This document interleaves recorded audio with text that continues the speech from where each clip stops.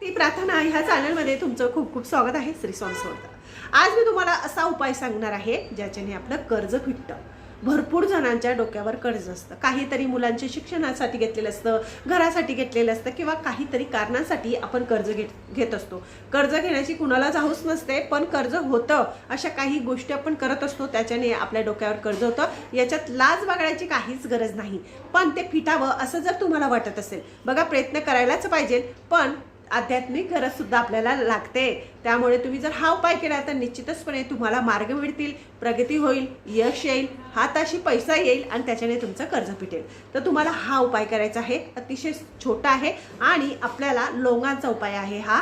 ज्या लोंगा असतात त्यांना फूल असतं, अशा आपल्याला लोंगा घ्यायच्या आहे. किती तर 108 तुम्हाला लोंगा घ्यायच्या आहे आणि पंचरंगी धागा घ्यायचा आहे. लाल पिवळा असा धागा येतो, असा पंचरंगी धागा घ्यायचा.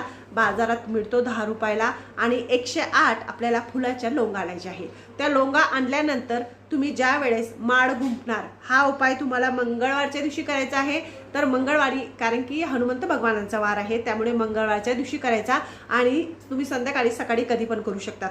तर त्यावेळेस काय करायचं, पंचरंगी धाग्यामध्ये विरुद्ध दिशेने दोन्ही, म्हणजे इकडच्या साईडला जर फूल असेल तर इकडचं फूल असं, म्हणजे इकडे एक फुलाची लोंग आणि इकडच्या साईडला एक फुलाची लोंग, अशी विरुद्ध दिशेने असे 2 लोंगा ठेवायच्या. मध्यभागी असा आपल्याला दोरा बांधायचा आहे, जो पंचरंगी दोरा आहे तो बांधायचा.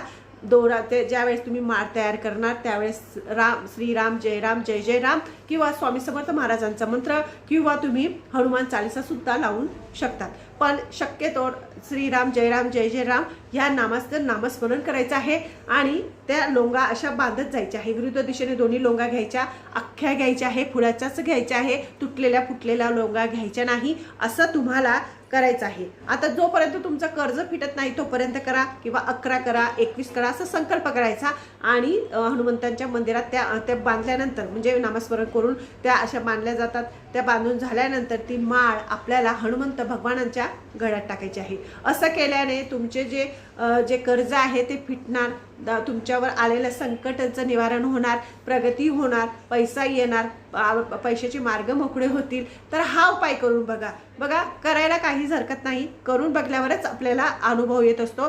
त्यामुळे जर तुमच्यावर कर्ज झालेलं असेल तर नक्कीच हा उपाय करून बघायचा आहे आणि अनुभव घ्यायचा आहे. तुम्हाला जर काही कमेंट असेल, तुम्हाला काही विचारायचं असेल तर कमेंट बॉक्समध्ये सांगा, मी नक्कीच तुमचं उत्तर देईल. माझं चॅनल आवडत असेल लाईक करा, सबस्क्राईब करा. श्री स्वामी समर्थ.